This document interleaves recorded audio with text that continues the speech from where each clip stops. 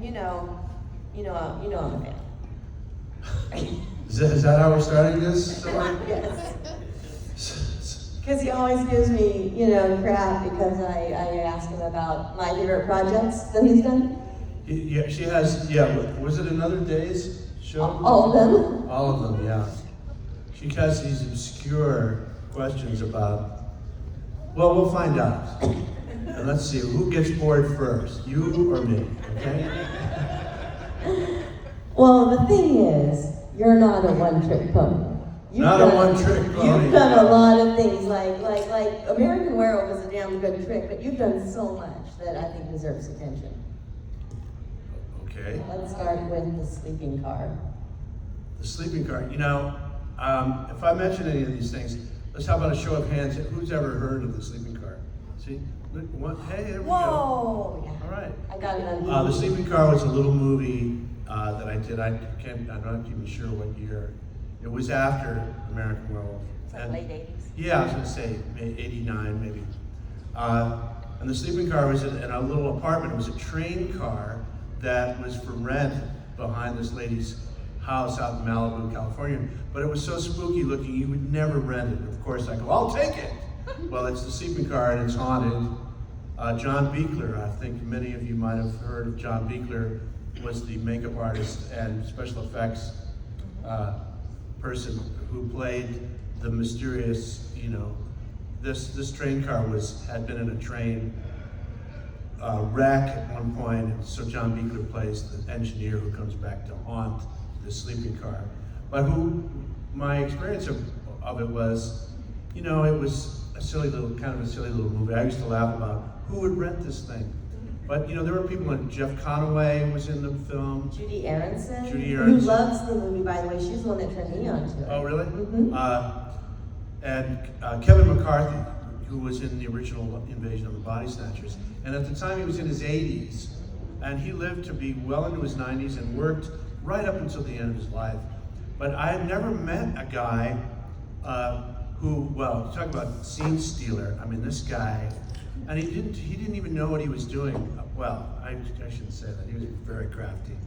But he had so much enthusiasm. It was very infectious for me as a young actor going, wow, I want to be like this guy. He loved to show up in the morning. He wanted to work.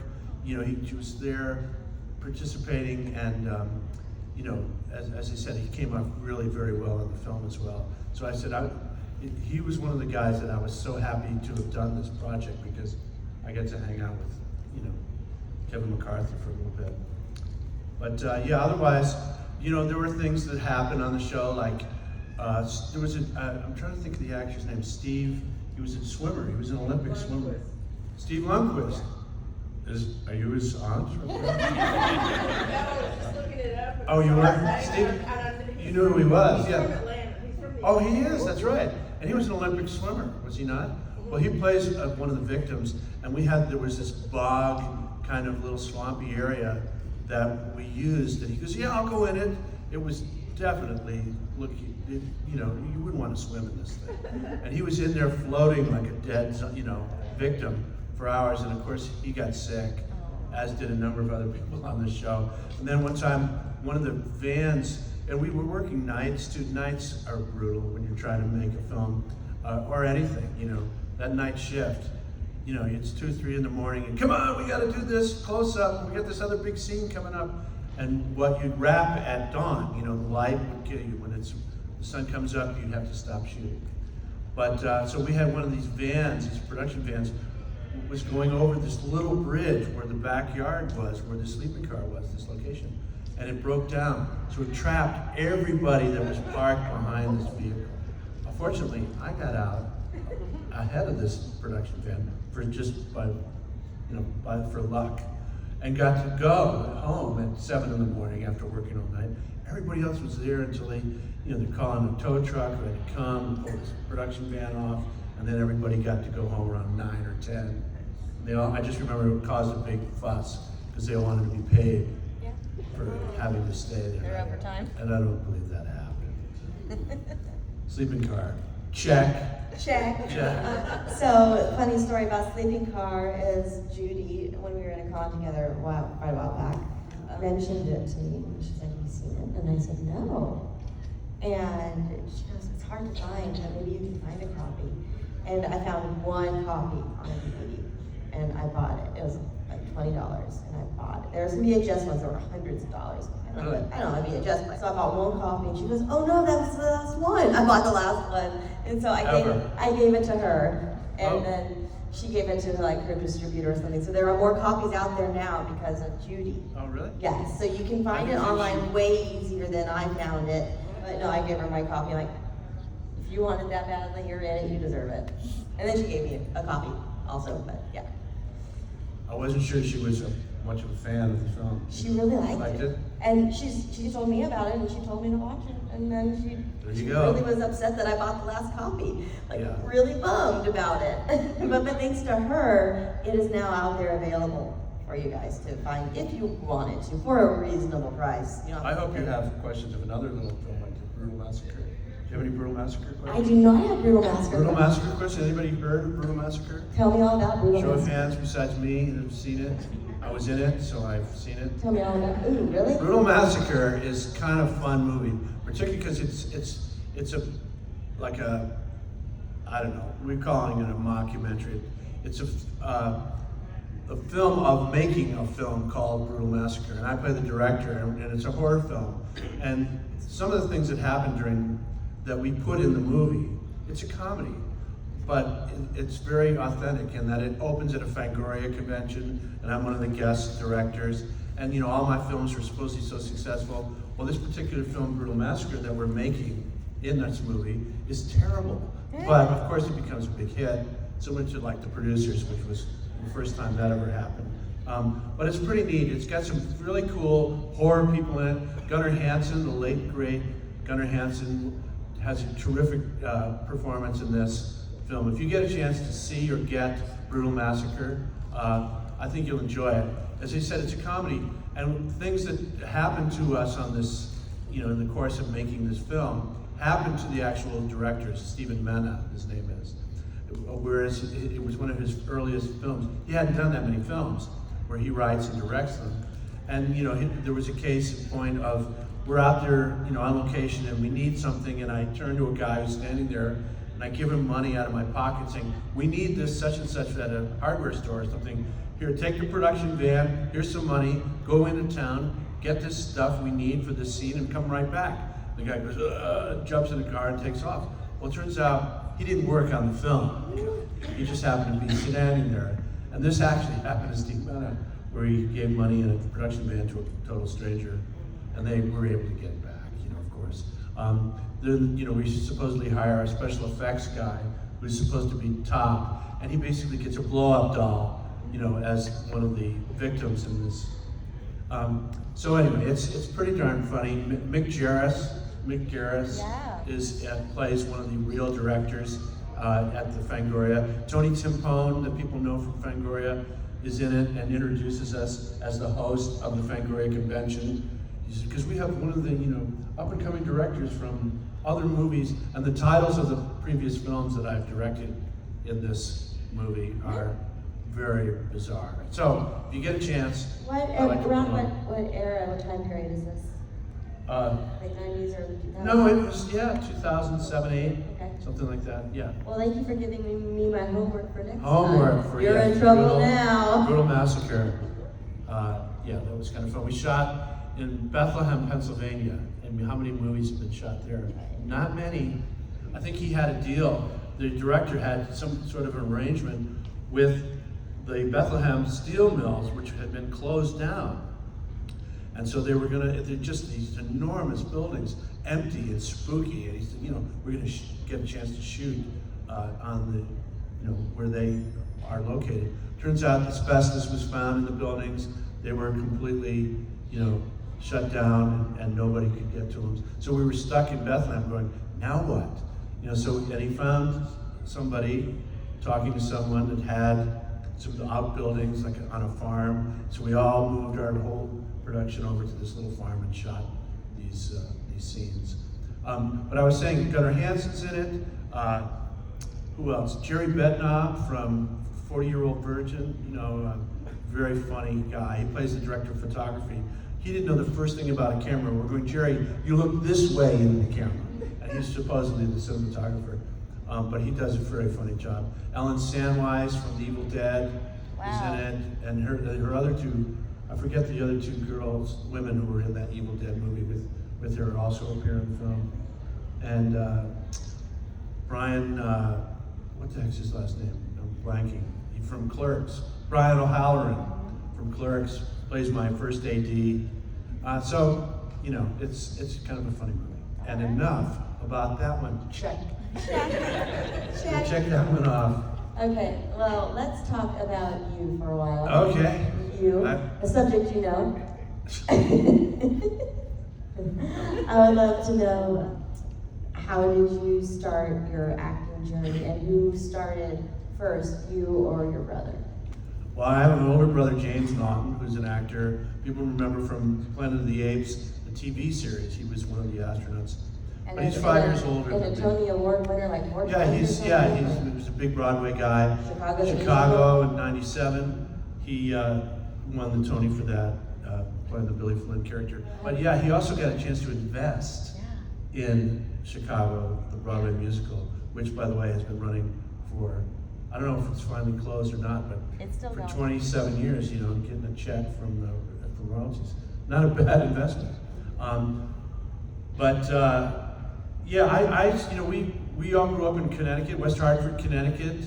My parents were teachers initially, and you know, we just were in public schools. And you know, you get a teacher that inspires you. We had a guy in choir in the high school who was a terrific. He taught us to sing. Both my sister, who was older than me, and my brother, who was older than both of us. There were 3 of us. Taught us to sing. There was the high school musicals. That's really where I started. Getting my sort of theater experience, or getting a chance to do something, doing a musical in high school. Then in college, I went to the University of Pennsylvania, Philadelphia, where they had musical stuff. You know, nothing that you could get credit for, because it's, you know, it's kind of a hard school. But I was definitely pointed towards acting. I was, you know, I got involved in theater and performing in an all-male group, doing political review.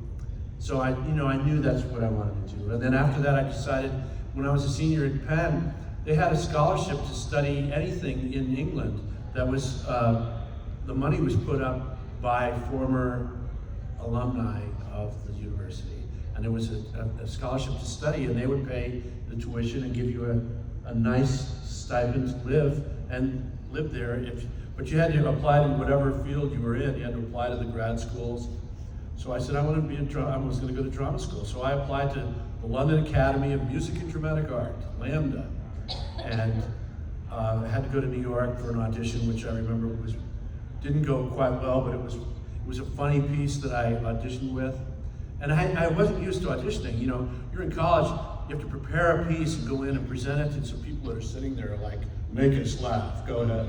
And it turned out to be something that they responded to, and I was accepted to go to this drama school in London. So I went there for 2 years and learned basically about classical theater. Was really this, Shakespeare. Wow, I had studied Shakespeare. I was an English major at Penn, but to actually be in a classroom with kids, and we were going to do productions of it, and of whatever play we're going to do. And we did a couple of Shakespeare plays at Lambda. It was really a terrific experience for me, not only from the curriculum, which was getting to be an actor every day in a classroom, but also to go to theater. This was in the 70s when I was there, but I got to see Laurence Olivier on stage, John Gielgud, Paul Schofield, Alec Guinness. They were in the West End, and so we would get these cheap tickets, and we were so brazen. Nothing. We were going like, hey, we're theater students, so we'd get these really cheap tickets. And in England, if any of you've been to London and you buy theater seats, you can buy cheap upper circle, which is like balcony. You're like looking like this down at the play. And then what we would do is, because we would go to the theater almost, at least 3 times a week, we'd look and we'd see where the empty orchestra seats, and we're going for them. Now, people in England don't do that, but take some brazen American drama students. We go, all right, looks like row A, B, C, D. Row E, 1, 2, 3, 4. 5 over from the left-hand side. Oh, okay, so you have to wait because there's a thing called latecomers. You know, you can't go in when the play starts and the lights go down and the curtain goes up. You can't take your seat. They will hold you back. It's called the latecomers. Don't come in until, you know, it's an agreed moment, 5 minutes into the play, or at some point they'll let you sneak down and take your seats. So we had to time it. Just before lights go to half and they start the play, we'd be poised, we'd run down, and this happened all over the National Theater, the RSC, any West End theater, it didn't matter. We thought we walked like we knew where we were going, have theater tickets, we got our tickets, they're upper circle tickets, it costs like £3, but we're going straight for the orchestra seat. So I did that on many occasions, and only once in 2 years was I coming in the aisle when the actual theater ticket holders were coming in the opposite side. We were both going for the same seats, and I knew I was going to lose that one because I didn't have the tickets. Yeah. So, but you just could brazenly, you know, do it and get away with it. And we got to see so many people came to our drama school and talked to us. You know, Gielgud shows up and some of these other actors who were, you know, world renowned, and to see them on the British stage and then to have them come to and speak to us, it gave me a sense of going, hey, you know, these are like real people who are actors by profession, but, you know, we get a chance to talk to them, and, you know, they really do exist. That's who we are. And anyway, it made it easier. It made me feel that it was something that I could accomplish. And so I did that for 2 years. The third year was for, you know, basically to do productions and to look for employers. And I couldn't work in London, in England at the time. You know, you just can't get a permission as an American student, you know. So I left after 2 years, went back to New York, and auditioned for the New York Shakespeare Festival. Joseph Papp, who was the guy back in the 70s. And there was a production of Hamlet that they were getting ready to do. It had been done in Central Park, and now it was going to be done at the Vivian Beaumont Lincoln Center, you know, a fall production with Sam Waterston, whom everyone knows from Law and Order. Sam Waterston's Hamlet, with a number of other young actors. It's a cast of 40-some people. So I auditioned and was cast, and it was an equity, you know, a union show. So I got into the Actors Union for theater, which is called Actors Equity Association. And that's what really sort of started my career. Other people in that cast, my roommate was Mandy Patinkin, that people know Mandy from a number of television, and, you know, became a big singer, and, you know, he was pretty young. We were all unknown. Who else was in? Bruce McGill, who's had a big career and is on stuff. Who else was on the show? Stephen Lang, who everybody knows now. You know, he and I had opened the play of Hamlet. It opens with two soldiers going, "Who's there?" And he and Steve Lang and I had doing our first jobs, you know, off Broadway. And that ran for about 3 months during the course of like November to January in New York, being in a production of Hamlet and getting a sense, going to Joe Allen's afterwards, you know, which was just sort of the theater restaurant, and see people from other shows. And it's really got a sense of, hey, this is what it's like to be a working actor in New York. And then when the show was over, I got to find out what it's like to be an out-of-work actor in New York, which is something that everybody has to experience.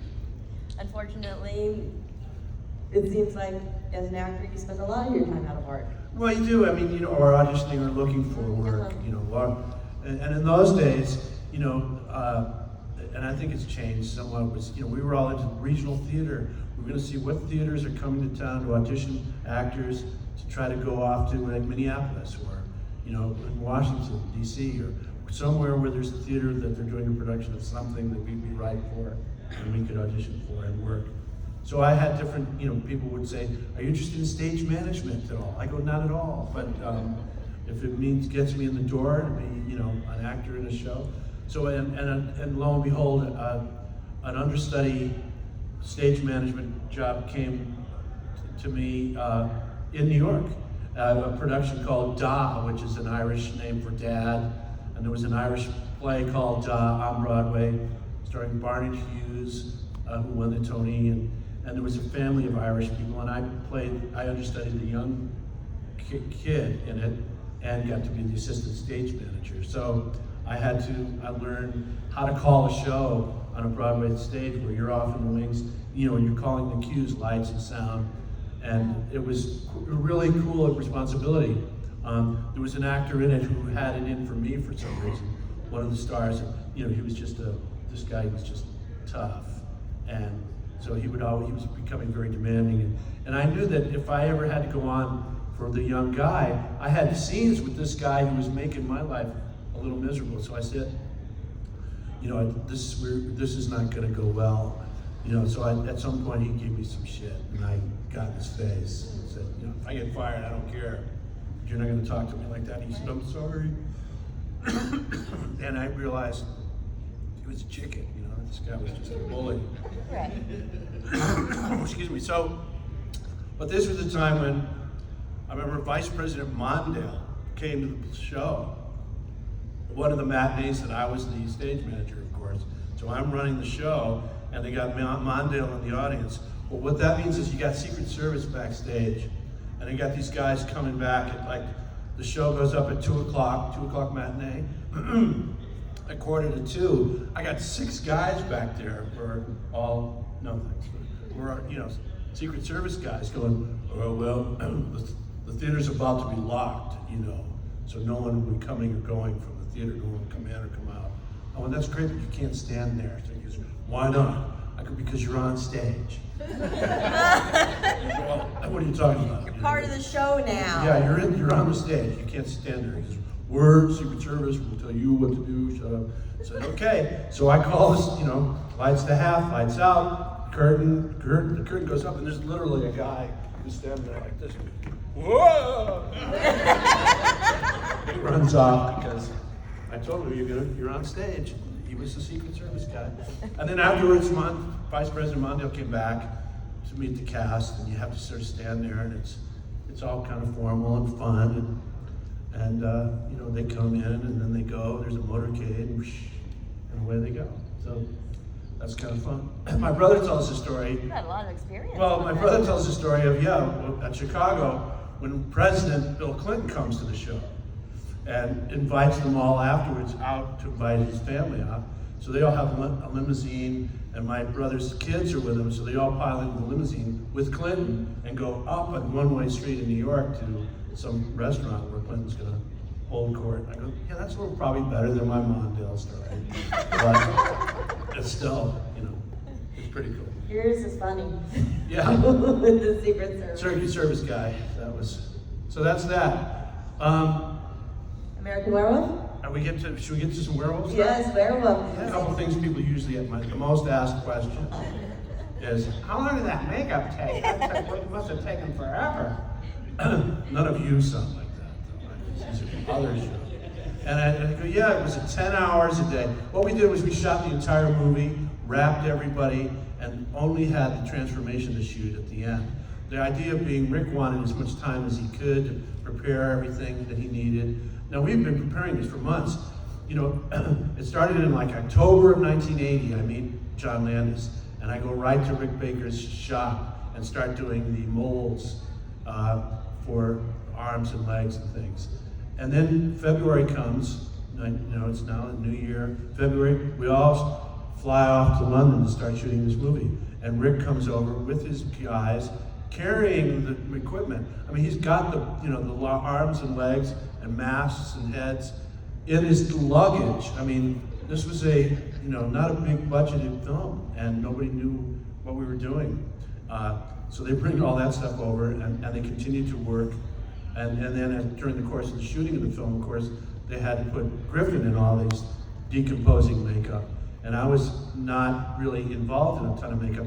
The only real makeup I had to do during the course of the shooting schedule was the mask, that face that you've seen with the lenses that are scleral, contacts. But Griffin got the brunt of the makeup during the course of shooting the film. And then we wrapped everybody, and I just had the transformation to shoot, which was let's save the hardest for last, shall we? And that was 10 hours in makeup for a day, for 5 days to shoot that transformation scene.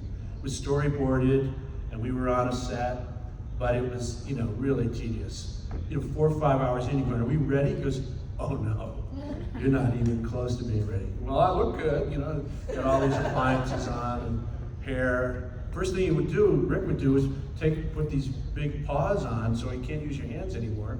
And, they'd break for lunch, they'd break for lunch. I'd be like, what do I do for lunch? You got paused. I got paused. So anyway, that was that. And so it was like a 5-day, 10-hour-a-day ordeal to do that makeup. And we knew during the course of it that John Landis always wanted more blood, pour more blood on this scene. He wanted it a little more gory than even Rick and the prop guys wanted in terms of some of the stuff. But we knew we were onto something pretty cool. We didn't know, how the reaction would be. It was John's film. He had, was coming off the success of Animal House and the Blues Brothers, well known. We knew this film was going to get some, but we didn't know really who Rick Baker was and how long he was going to have us do what he did. And he has admitted, yeah, I tortured the boys, he has said, well, with, practical makeup. So, and I think one of the reasons that the film has sort of lasted is that, DGI came in whenever that happened, and, practical makeup sort of went away, and then it's sort of coming back. But it sort of set the bar high for, you want to see some practical makeup with, before computers, 1981. Look at, Rick Baker's Oscar-winning, first Academy Award-winning work on makeup. Well, the problem with CGI is that it ages so terribly, and practical effects, as we all know and love, they just look good. Yeah, it's your movie, the 80s, the 90s, and when they threw the CGI in there, it's like, it got a little weird. But what they used to do is send it off. They would leave it and say, okay, all this is going to be done in post-production. We'll send it overseas, and then they'd get it back. And what they got back was what they supposedly paid for it. So they didn't have the control on that CGI stuff that many people should have probably had, and they have since changed, certainly, digital artistry. But yeah, so that's one of the scenes that, or one of the questions I was going to say. The other one is, there were things happen on everything that we shot the script that John wrote when he was 21 years old. This is a film that he had this thing for werewolves, and he wrote this screenplay at 21 years old, and it reads pretty darn well. There was a scene in the zoo, for example. Now I know I'm going to be running naked. There's going to be, they go, what kind of control do we have? Control? I go, why do we have extras way over there? They go, oh, those aren't extras. The zoo's open. I go, oh, how nice, So we had overstayed our, allotment of 3 hours or whatever they gave us to shoot a couple of the scenes. And now the zoo's open and people are milling around, and we're over in one section of the zoo, and I'm running, stealing the code from and then it's the kid with the balloons and all that little stuff we're trying to shoot in a sort of remote section, but it's wide open, folks. How you doing? The crew's giving me, at this point in the show, I don't know all the guys, and they're going, it's pretty cold out, isn't it, guys? Pretty cold. Yeah, it is cold. It's March in London, and I'm naked behind a tree. So, that was that. Other stuff, I don't know, other things. The car crash in Piccadilly Circus is a big deal, and we didn't have permission to shoot it. There was no permits given.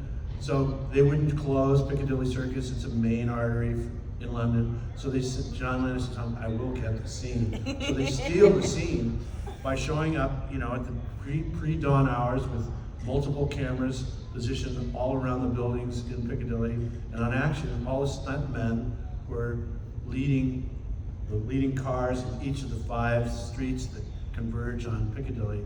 On action, they all came flying in, crash, and you'd hear, cut, cut, cut, and then whoosh, they just disperse.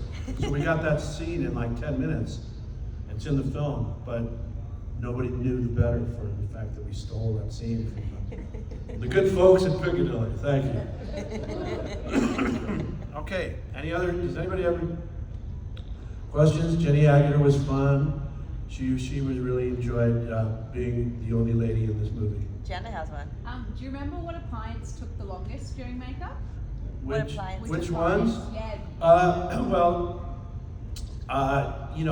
Once I got into the transformation, and the body is an elongated, rubber thing that Rick made. I mean, it was just pretty primitive. The feet had poles on them that went through the floor, and there was a guy underneath basically just moving the feet, and I was under the floor too. I was in the floor, and then, they'd start, oh, let's see if he's ticklish. I go, if you do that, I will pull myself out of this, so there's that kind of silliness going on. But anything to do with, any of the facial stuff, that took hours for any of the appliances to work. The hand was just a mechanical hand that Rick and his team built, and it worked great. And it took like 5 minutes to shoot. You go, okay, that's the scene we want, we got it. And Rick would go, no, wait, come on, this took me months to build. Can we shoot some more? And Landis would look at him like, what else does it do? Just, well, it stretches. We got it. So there was always that back and forth between Rick wanting more of his work being filmed and shot in different angles, and John knowing exactly how he wanted it. And he did. We were in this, as Jack's puppet got more and more decayed, it became a puppet at the end there in the movie theater, where we're all sitting there with the victims, and Griffin's there, and it was basically a puppet that they could operate through the back seat of the theater seat, and Griffin was behind voicing the character in the scene, but he wasn't actually there. It was a mechanical device. So I got to work with another wooden actor. Do you have a favorite scene of the movie? Not necessarily what to shoot, but as a viewer watching it, do you have a favorite? Well, I thought that was the best written scene, where all the victims are talking about how to kill yourself, and you can try that. Oh, or what about that? And I just thought that was one of the better scenes written. I was real wary of when we were in Trafalgar Square, another major thoroughfare, and I'm trying to get arrested when I find out that I'm the guy that I'm probably the one that attacked these victims. So I'm trying to get arrested, and I go to a cop and I start yelling, Queen Elizabeth is a man. Try to yell that out in Piccadilly. It's going to draw some attention, even though we had extras and people there. I mean, we did draw a lot of attention while I'm screaming, top of my lungs. So it made me a little wary, particularly because I'd been to drama school there. I knew the ropes. I knew that when you go to, as a student, you have to go to the police station, register as an alien student, and have a little card, special thing, and they want to keep tabs on where you are. So I knew that even though we were on location, we were shooting this film, and everybody in the movie was, British, with the exception of Griffin and John and Rick and I. We were on their turf, so we had to behave ourselves. Was it nice to go back after? Yeah, it was fun. You go back and you go, hey, this is per diem. What? Yeah, you're gonna get to go out and go to dinner. Because as a student, drama student, we were definitely living on the cheap. Yeah. As one does. But any other questions about? Yes, you have one. What did you do for lunch? With your the boss? Yeah, I was like, milkshakes. I go, you guys don't know how to make a milkshake? I mean, it's that kind of stuff, Trying to go, well, we've got, so it was, yeah. It was, just eat. And then we had a photographer always, taking photos. And he was a well-known Life magazine, his name was Willoughby, Bob Willoughby. And he took a lot of really cool photos, many of which I have, I use, stills that he took. But he was really bugging me when I was in the makeup because, at some point you're just so pestered by guys, messing with you. You just want to take a break. So I take a break, I walk down the hall, and Bob would be walking behind me like, what do you think, I'm going to do something? Like pull the makeup off or do something crazy? I said, give me a break, Bob, come on. And then he passed away, and his whole estate were all his photos from all the things he'd done. So we had contacted his son to try to get some really interesting stills from the film, and he wanted $1,500 a picture.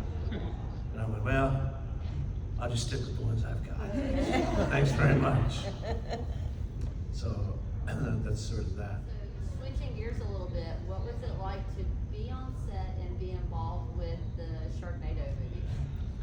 Oh, Silliness. Sharknado. I like you. Yeah, that's. Did you bring? Yeah, you Nope. brought up a Sharknado. Not- She steered clear of Sharknado. Not yet, not yet. I was a little disappointed, obviously, because I saw it. I went, oh boy. But it's as an actor, you don't generally know, even going in, even if you read a script and you can have the script in your hand, is not an indication exactly of what the movie is you're going to make. And for that was sort of a guest star part with the director.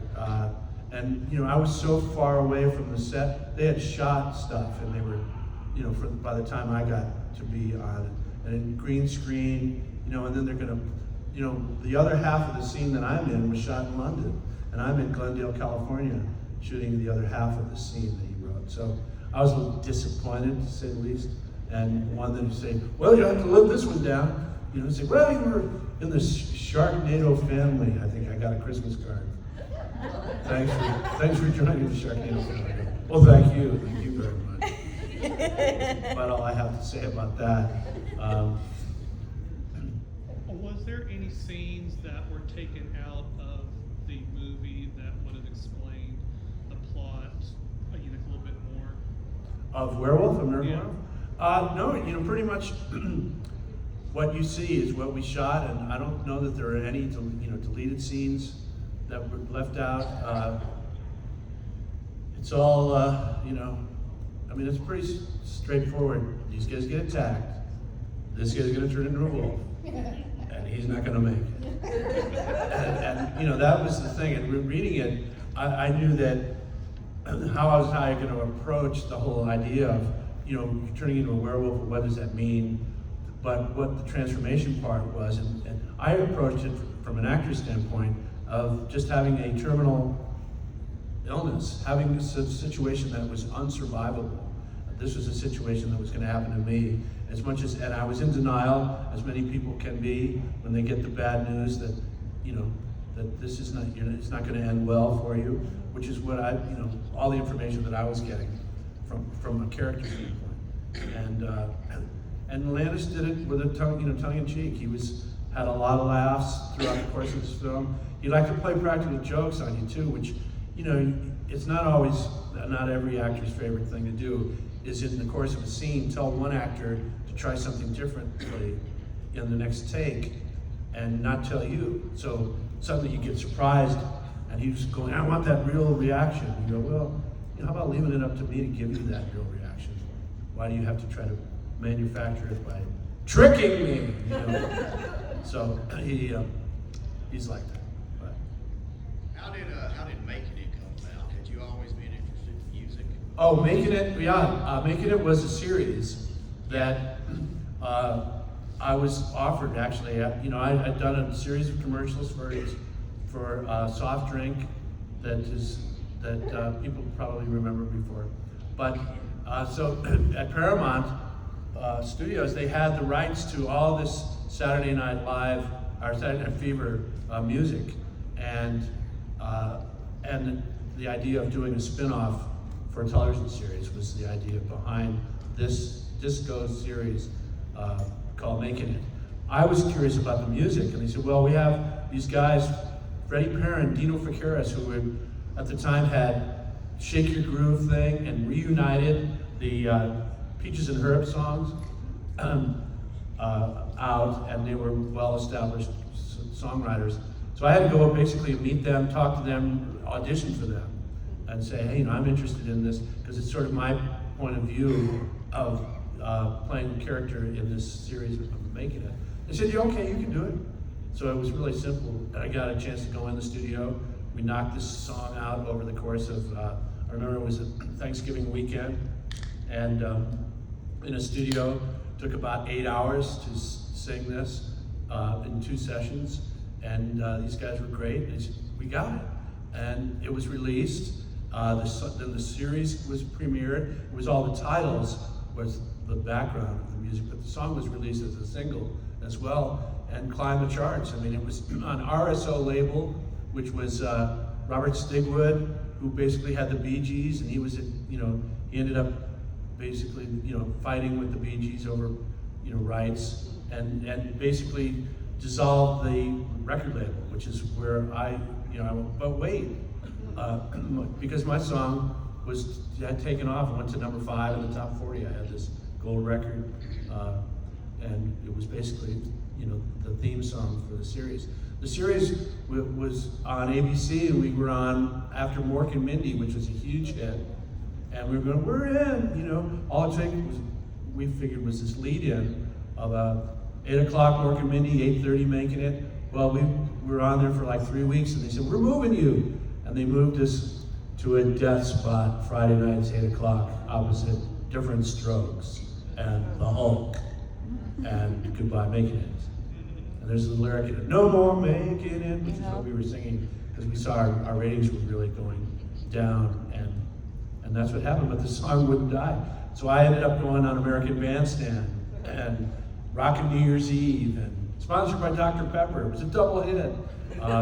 And doing things for the music. Merv Griffin from Las Vegas, going, wow, this is a long way from drama school, but I'll give it a shot. So that's how that happened. Yeah, in American Werewolf, was there anything that you were allowed to keep from set, or something that you wish you would have been able to keep? Well, we all wanted the pub sign, and that went right to Landis. The slaughtered lamb.